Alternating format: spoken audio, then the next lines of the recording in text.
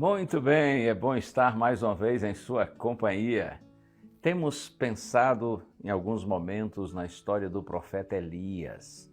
Nesse momento específico da nossa reflexão de hoje, ele estava confortável em seu esconderijo, longe do rei Acabe, que era um rei perverso e que queria matá-lo. E ali onde estava escondido, Elias era sustentado por Deus, cuidado por Deus. No entanto, passado alguns dias, a Bíblia diz que o cenário mudou. Eu leio agora primeiro o livro dos Reis, capítulo 17, aqui nos versos 7 a 9. Mas passados alguns dias o ribeiro secou, porque não chovia sobre a terra. Então a palavra do Senhor veio a Elias dizendo: levante-se e vá a Sarepta, que pertence a Sidom, e fique por lá. Ali ordenei a uma viúva que dê comida para você. O ribeiro, junto do qual o profeta Elias estava, diz a Bíblia que secou. Por que será que o ribeiro secou? A justificativa que nós encontramos no verso é de que não chovia sobre a terra. Entretanto, o Deus que tem poder para tirar água de uma rocha poderia facilmente manter o ribeiro fluindo até voltar a chover. Então, por que o Senhor permitiu que aquele ribeiro, do qual Elias saciava a sua sede, ele podia beber da água do ribeiro, por que Deus permitiu que aquele ribeiro secasse? Além da ausência de água, Elias também recebeu o grande desafio de ir para uma cidade pagã, chamada Sarepta, que pertencia a Sidom. Para entender a complexidade da ordem de Deus, você deve saber que Sidom era a terra natal de Jezabel, esposa de Acabe, e tanto Acabe quanto Jezabel, tanto o rei quanto a rainha, eram inimigos de Elias. Além disso, nesse país, insultar o deus Baal seria o mesmo que assinar uma sentença de morte.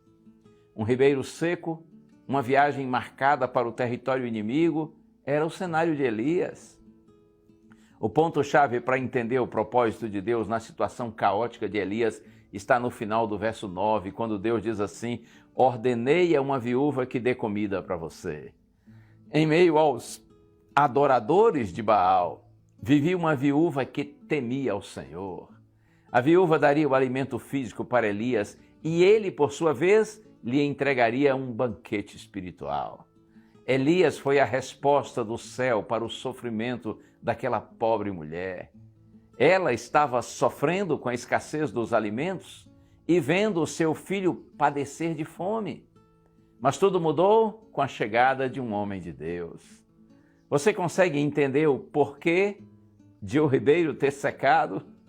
Se o ribeiro não tivesse secado, Elias permaneceria no esconderijo, e a viúva de Sarepta jamais conheceria de perto o Deus de Israel e receberia suas bênçãos.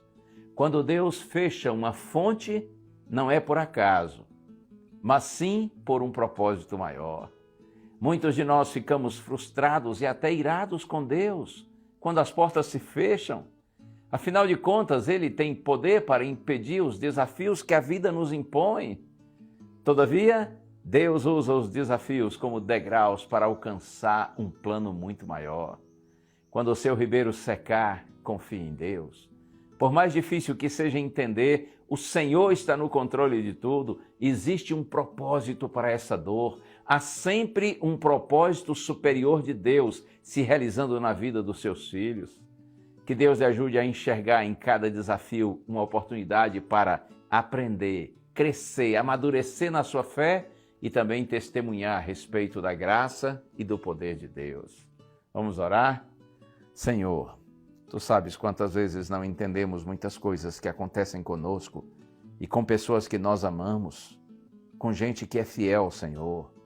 Mas ajuda-nos, Pai, a mesmo sem entender, confiar em Ti, sabendo que há sempre um propósito superior do Senhor se realizando na vida dos Teus filhinhos. Oramos em Jesus. Amém.